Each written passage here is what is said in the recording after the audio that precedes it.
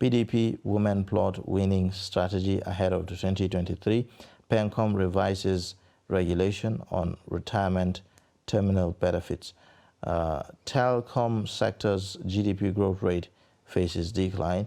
MTN Nigeria issues to 127 billion naira commercial paper. Musk strikes $44 billion deal to buy Twitter. And then at the top, you see PDP northern stakeholders reject Saraki Mohammed as consensus presidential aspirants.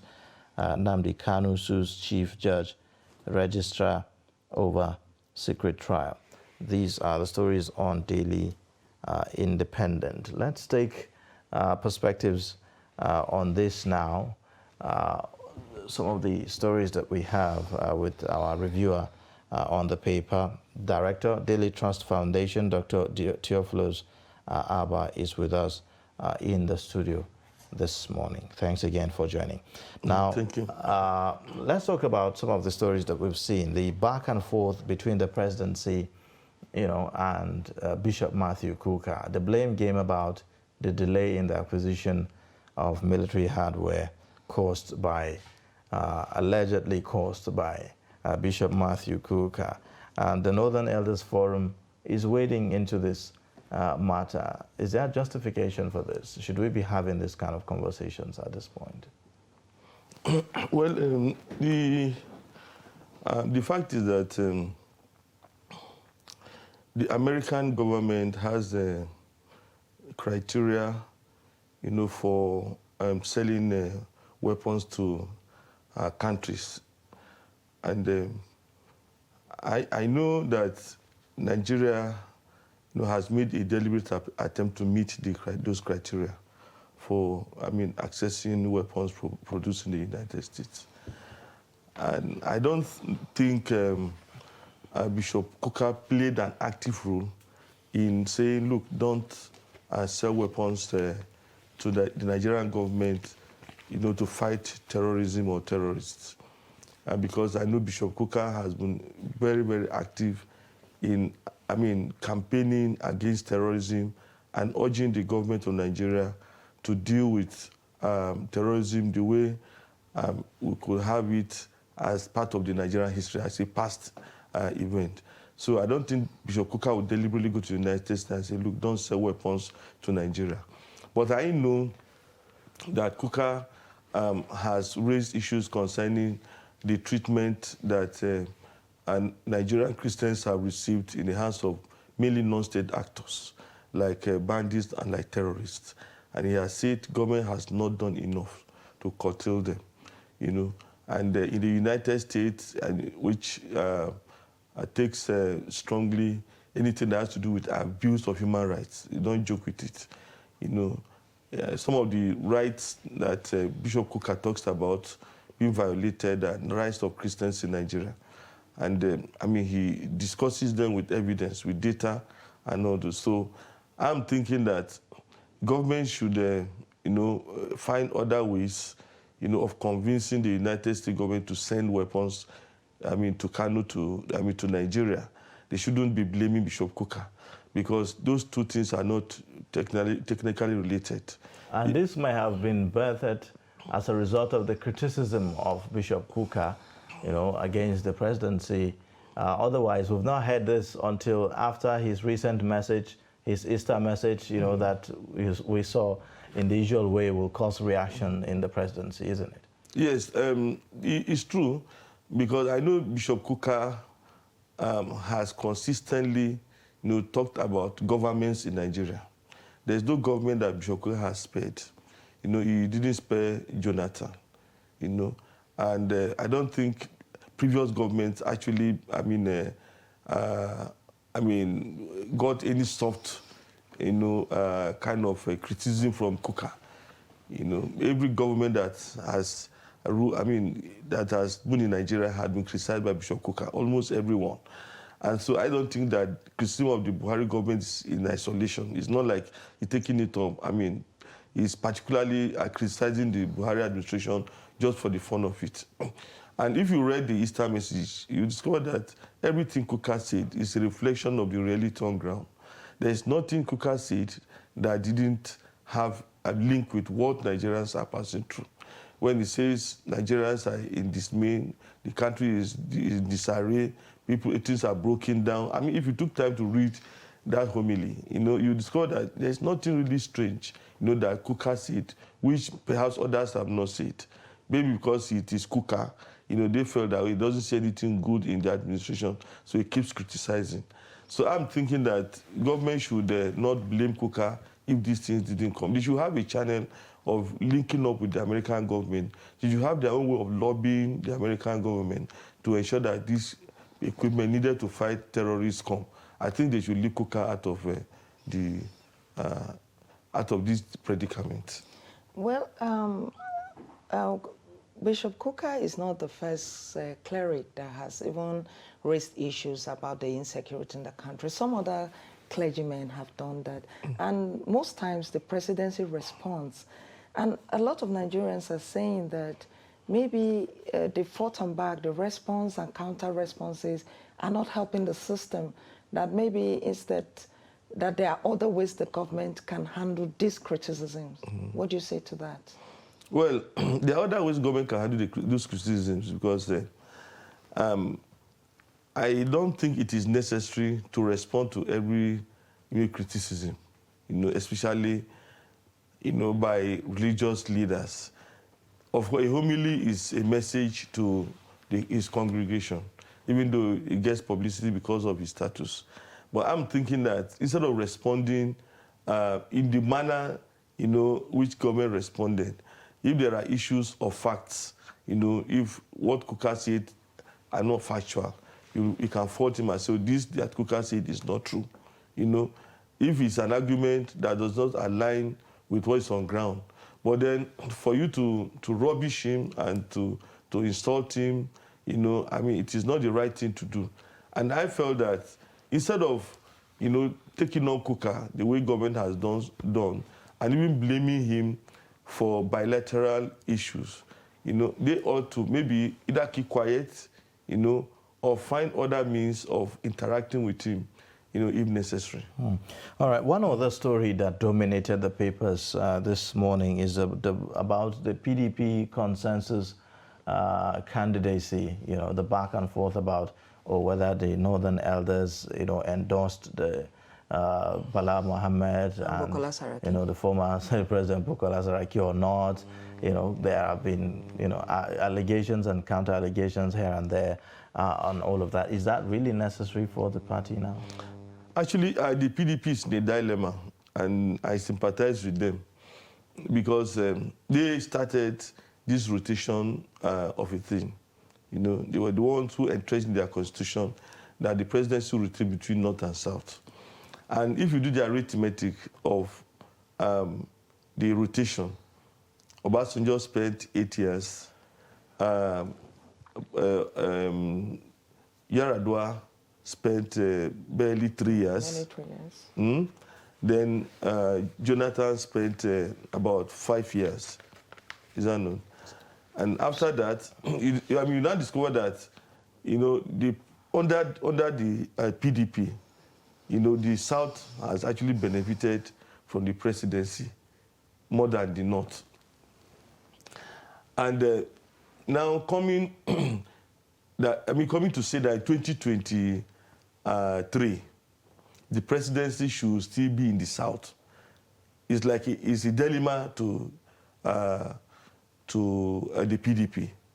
So I think there is real confusion, in the PDP at the moment. And talking about consensus, may not actually be it. There can be consensus when there's this kind of dilemma. But members of the party must be made. In any case, how should a consensus even be taken? In this instance, we've heard about groups of people who met, in the name of Northern Elders, PDP Northern Elders. Yes. And clearly it's not the Northern Elders Forum that we know, but PDP Northern Elders. So I'm now wondering, we have another group with that name, or are they also same members from the Northern Elders Forum who are members of the PDP that decided to take this decision and that is generating such reactions and all of that? So how should a consensus even be be agreed upon. Actually, a consensus should be among the party members. That means the party, usually if you talk about a consensus candidate, the party members will come clearly to say, we want this candidate as the party's candidate. They will not need to go into the kind of rancorous direct or indirect voting, but you will say, okay, all of us, this person has been suggested to us by the executive as the leader. All of us will now vote and say, yes, we agree that this should be the party's candidate. That is how a consensus is supposed to be. Now, for a group within the party to come up and say, look, this is our consensus candidate, that cannot be representative of the decision of the political party, and that is the PDP, as a group. It cannot stand. Because at the moment, there are several members of the party who are interested in the presidency. And then you cannot come out, a group of persons cannot come to say, this is the person who should be our candidate. It doesn't work. They have to carry the whole party along. And the party is made up of members from all the geopolitical zones, not only the North. And Dr. Oba, I was even thinking, this is a party that is still thinking to zone or not to zone. Should consensus issue be talked about now? Because they haven't trashed that yet. Some parts of the country in the same PDP are saying no to zoning this time. Some are insisting on zoning. So don't you think that issue ought to have been trashed before the issue of consensus comes? Because if at the end of the day they say it's going to be zoned to a particular area and already you say there's a consensus candidate, how does that work? Actually, from what is happening in the PDP at the moment, I don't think even zoning can help them. I don't think zoning can help the PDP, because almost every governor who is serving his second term in the PDP wants to be president, from the North and from the South.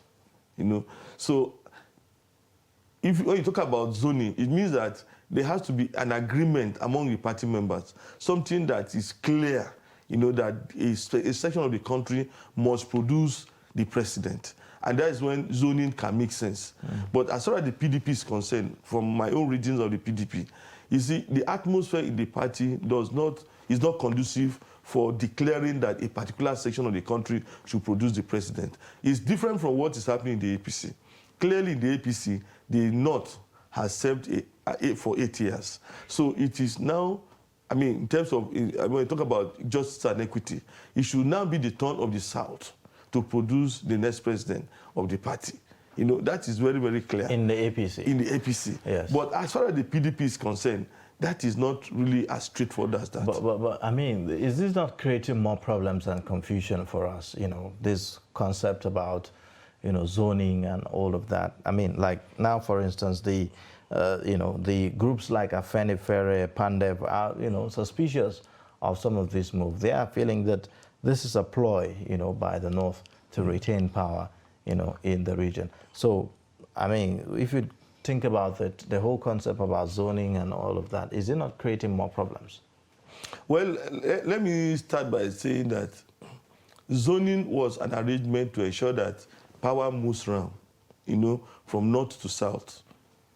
That is why zoning was put in the party's constitution. Because before the zoning issue, there were arithmetics that showed that a part of the country had ruled for too long, the other parts of the country had not benefited from, presidency or things like that. Now, so when you now talk about zoning, ideally, we should look for the best candidates to run Nigeria. And I use the word ideally. But under the current atmosphere, where, it is apparent that the president of the country determines who gets what, unfortunately. And that is not what it's supposed to be. Over-centralization of power. Over-centralization of power, the winner takes all kind of a thing. It now becomes important to now say, okay, well, so section of the country has benefited, in quote now, so another part of the country should also be made to benefit.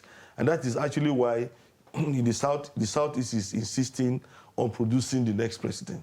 Because the North has produced, the Southwest has produced, the South has produced, the Southeast has not produced in contemporary history. It is because of this feeling, of ensuring that, power rotates. Given the fact that this is a major, political element in our politics in Nigeria, each time it's almost time for elections, you begin to hear some of these concepts, come to the fore. Some said, well, it's elitist, but it looks like that's our reality. Now, to avoid some of these problems, isn't it time for us to maybe consider, formalizing this thing in our constitution? Because if you take a look at it, now the crisis is, there's a dilemma now. In the APC, like you said, the North has been in power for the past 8 years, and ideally it should be rotating to the southern part of the country. But it's not the same for the PDP. In the PDP, the South has had, better part of it, and now the North feels like, oh, it's time for us to also have that. So if you take a look at the various political parties that we have, they may also have their different arrangements that they feel this is how it should go. So the multiplicity there, is it not, making the issue more complex? And to avoid all of that, there should be some kind of meeting point somewhere, don't you think? Now, if for it to be in the Constitution would be like an overkill, because the political parties are the platforms that present candidates. And I think it is at the level of political parties that this zoning arrangement should be formalized. I don't think it should be at the level of the Constitution to say, oh, the Constitution says, if a northern president, if a northerner was president for 8 years, the next president should come from the south. It would sound like an overkill to me for it to be in the Constitution. But if it is in the constitutions of the political parties, I think it is better. And the issue is that the political parties must then, keep to the agreement, to the contents of their constitution. There will be crises when they begin to violate, what is written in their own, what they have agreed, to implement in their own constitution. I think that is when, there will be an issue. And I don't think there's any part of the world, that has a constitution that says, the presidency has to rotate from the north to south and all this and all that. I don't think there's any part of the world where I have seen that in the constitution, unless you want to say, okay, Nigeria is different. But then that tells you that the country is not even united. Because my own problem is that we not had a president, who has carried everybody along. It is because presidents in this country have not carried everybody along that, it's because of that people are now campaigning. I say, look, my own part of the country has not benefited from what we call the national cake. If we have a national president in the real sense of it, a president that carries everybody along, that ensures that, all parts of the country... Can we ever attain that level, especially if you look at the background, the regional system of government that Nigeria has had right from its foundation, and some of this, ethnicization of, our politics and everything. Is it likely that we, get there anytime soon? I think, let me put it, I think former President Obasanjo, made a deliberate attempt, to achieve that. Because under his tenure, it's called that he brought people from all parts of Nigeria to be part of the government. And even in the Constitution, it is there, it is enshrined that people from all parts of the country should be part of the government, But then at a point, these constitutionally enshrined principles are bastardized, And you now discover that, instead of keeping to those principles, individuals, individuals who come from, a section where the president has emerged from, may be benefiting more than others.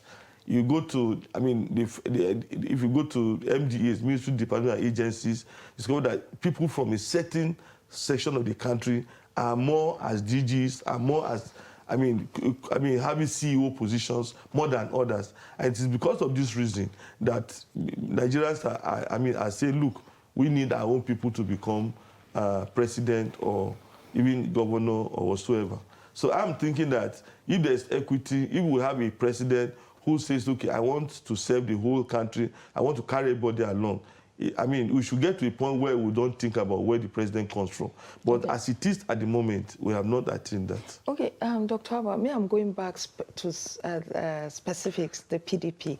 You know, after the PDP lost power and the APC came in, since then they've been in crisis. So much so that a lot of Nigerians felt that they could not provide the needed opposition that they were supposed to do, and holding the APC accountable and querying some of its policies as an opposition was supposed to do. They couldn't do that because of the crisis. Now, on the eve of an election, they are still in this crisis of zoning, consensus, and all of that.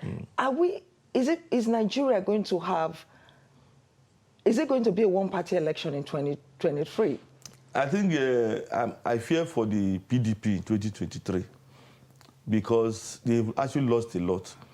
Now, apart from the fact that, you know, they have not played their role effectively as the opposition party, you agree with me that most of these people or the persons in APC now were actually in PDP.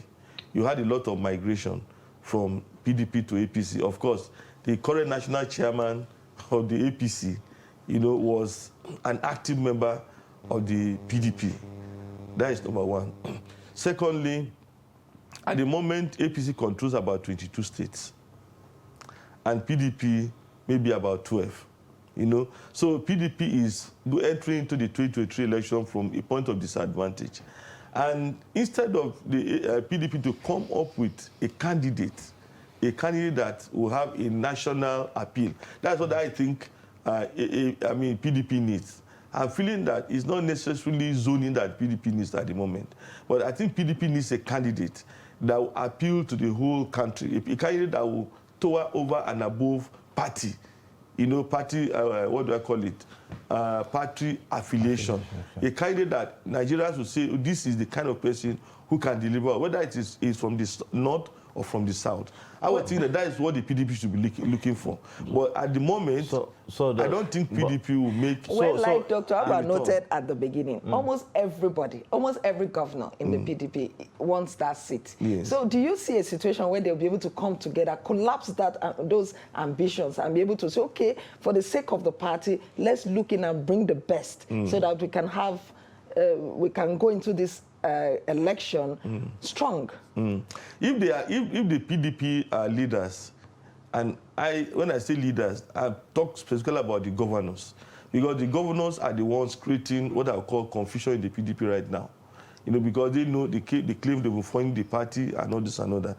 If the governors will come together and say, look, let us put the interest and the survival of our party and Nigeria ahead of our individual ambition, they will be able to achieve it. And I would think that this new position that we're seeing seems to contradict what we've heard earlier about the PDP, about, you know, them opening up, you know, the space for everyone who is interested to run, you know, under that platform. You know, we're not hearing issues about, you know, zoning, consensus and all of that. It's just until recently we are now hearing that consensus issue becoming louder and louder.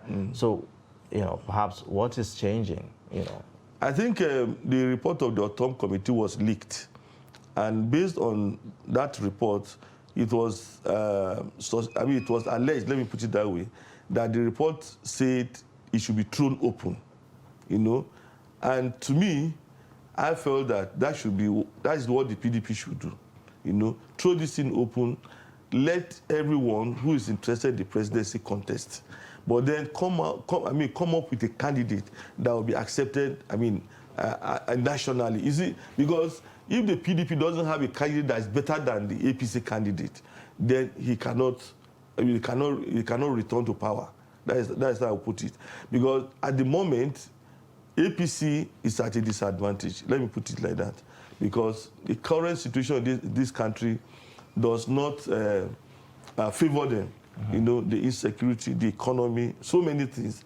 But if the PDP does not, you know, organize itself to produce a candidate that will be seen as an alternative to the candidate that the APC will come up with, then PDP will still lose. All right, now let's talk about the Electoral Act, the newly signed Electoral Act. We are seeing the Punch leads with the story that says Amechi, Ngige, others risk disqualification over failure to resign. Recall that the new Electoral Act has provided that political appointees are to resign before, they vie for, other political offices and all of that. Are we expecting to see that the law will be fully implemented in this instance? I think the reason why they have not resigned is because their legal processes that have not been concluded. I think there are court cases concerning that section of the Electoral Act. The argument is that you can resign even a day into the primary election.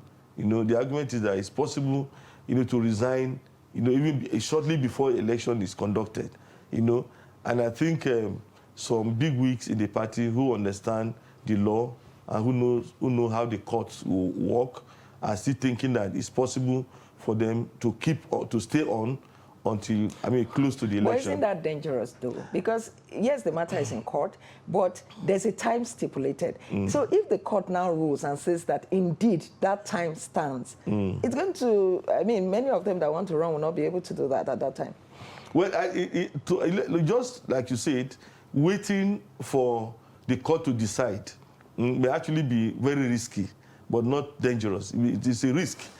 But you see, because of the kind of politicians and leaders in government who are involved in the court case, and I think the Attorney General of the Federation, who is in the governorship of Kebbi State, is actually affected, and being Attorney General, he knows his onions.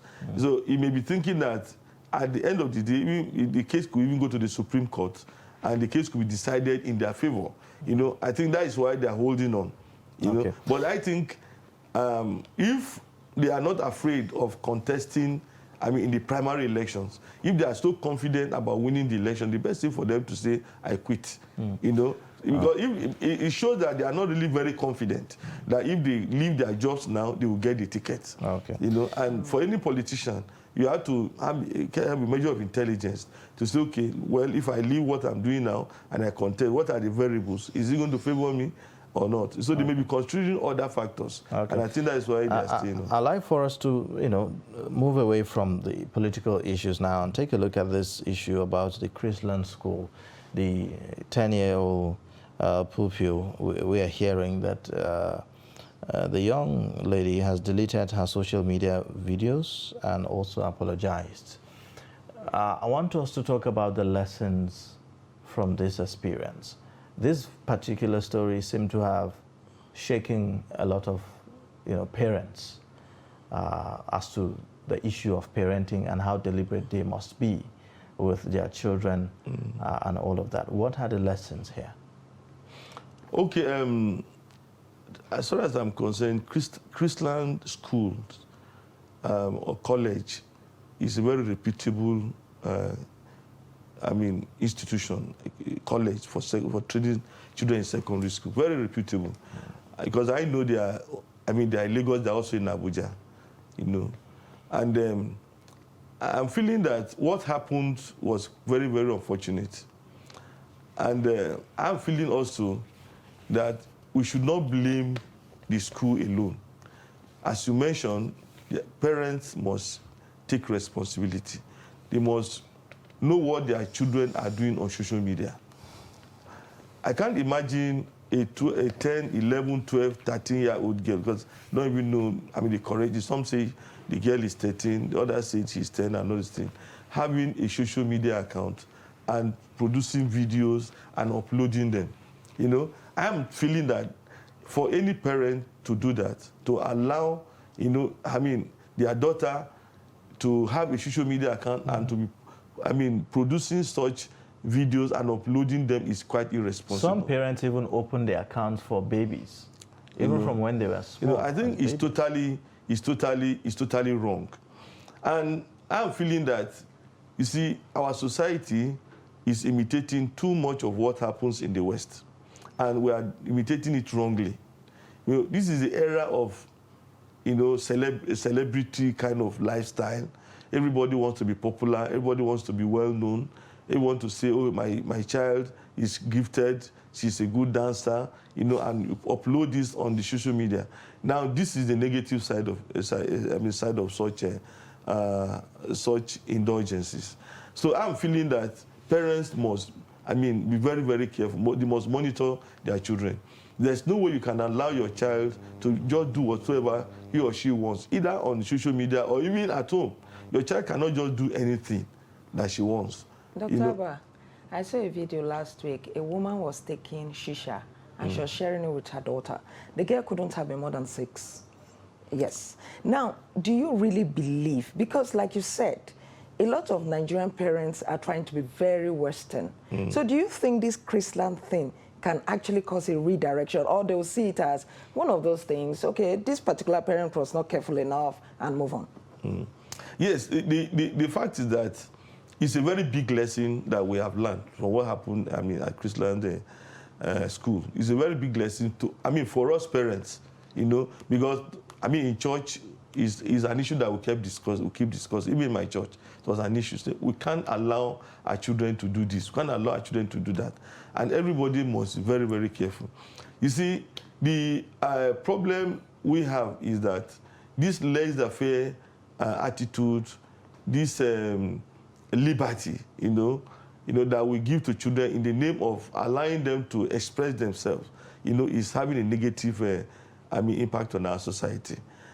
Even in the West, I don't think a woman will be taking shisha or alcohol and giving to her own daughter or son, and then allow it, to be video recorded and broadcast. Exactly. Which is one of which for me is one of the one of the issues, one of the challenges. Yes, which for me is one of the challenges that we may have to now deal with. Do you think that perhaps we should begin to consider some kind of regulation or censorship of the social media space? Because apparently some parents do not actually care.